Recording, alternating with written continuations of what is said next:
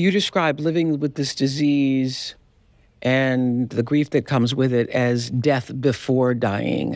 How have you learned to live with this kind of prolonged grief? You just do. It is right next to me all the time. And what I have learned about grief and this process is that, it's important for me to be able to talk about it. It's important for me to be able to connect with my community about it. I really believe in talk therapy. That has been very helpful for me, so that I can process it. But the grief is very much there all the time.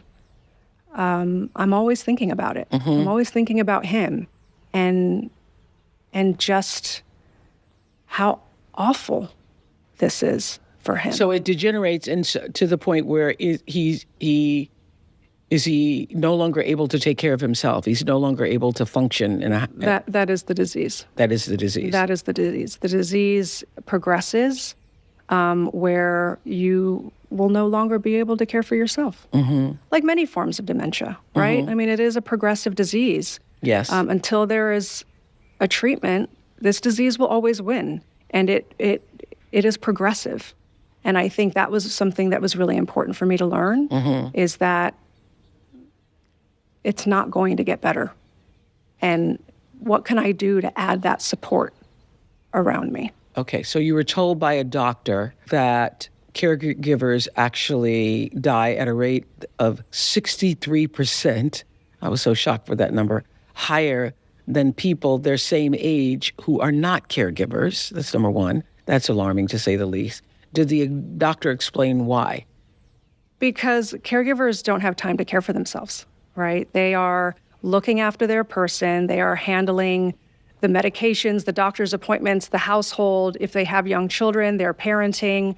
They are not thinking about themselves in any way. And when I had learned that statistic, Bruce's neurologist had pointed that out to me.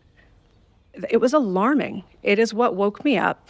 And I thought to myself, well, I'm not going to have my children lose both of their parents. I need to figure out what to do next. Okay. And so what about the telling of the friends? The difference, you do state in the book that the only difference between you and everyone else who's going through this is that you are with a person who is, well known, is a celebrity in the world. But when it comes to the actual caregiving and all the things that come with this disease, there is no difference between you and anybody else, except that people know his name and we don't know the names of all the other people. No, absolutely. It levels the playing field. It levels the playing field. It does.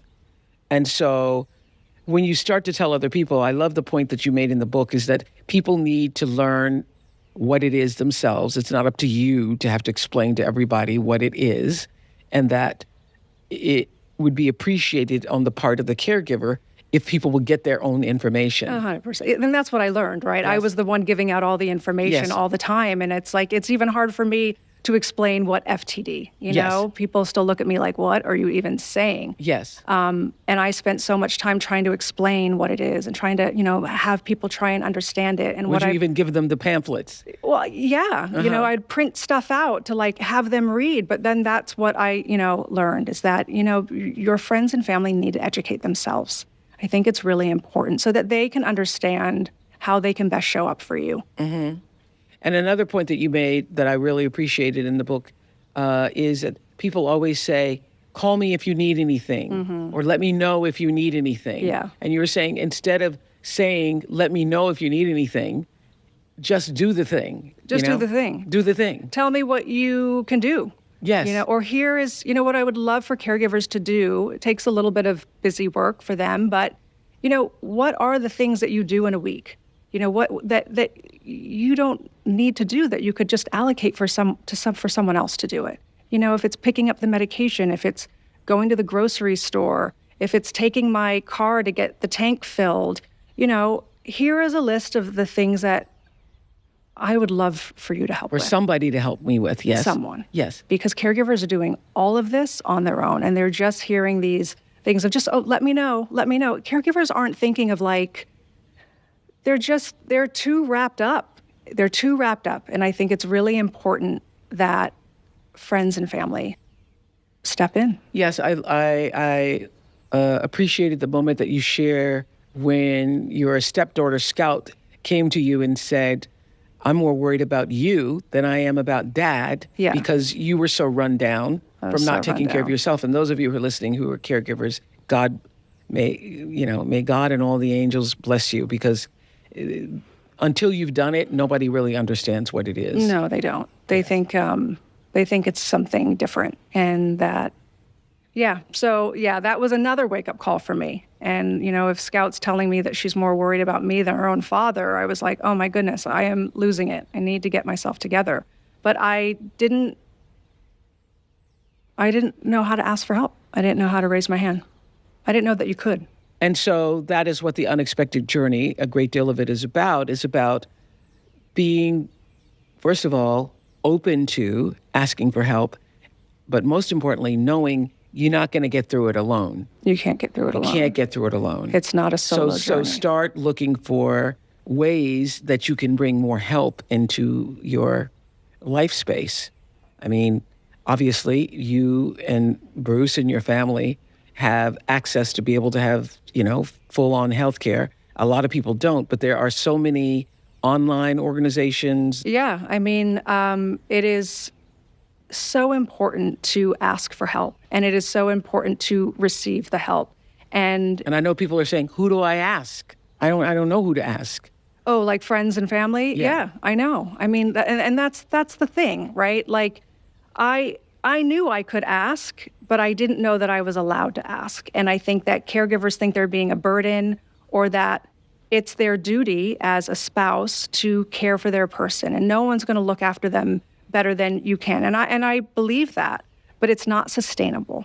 Like that's the thing. And this journey is long. Yeah. And in order to sustain that journey, you need to find the support. Support. You need to bring that in, or you're going to become a statistic. You write that once you opened yourself up to getting help, it changed everything. Can you describe your situation before and your situation now? Yeah. Before, I was trying to be a parent. I'm trying to care for my husband. I'm trying to keep things very quiet because I didn't want the news to get out about my husband before we were ready to share. And I was just trying to control all of it. And then, I started to realize, I had a neurologist that said, Emma, it's time. You have resources that people don't. You can get help. You can get formal care. And I really sort of dug my heels in on that, thinking like, no, I can't do that. Like, that's not going to fly. Why? Because you thought you had to do it yourself? I thought that I had to do it. I think society has told me that, like, it's on me. Like you're a bad person if you bring in help. I'm a bad person. I am not fulfilling my duties as a wife if I bring someone in. But I knew that I also needed to be a parent, and I wasn't able to show up for my kids like I wanted to. And I did. I ended up bringing someone in, and it changed everything for the better.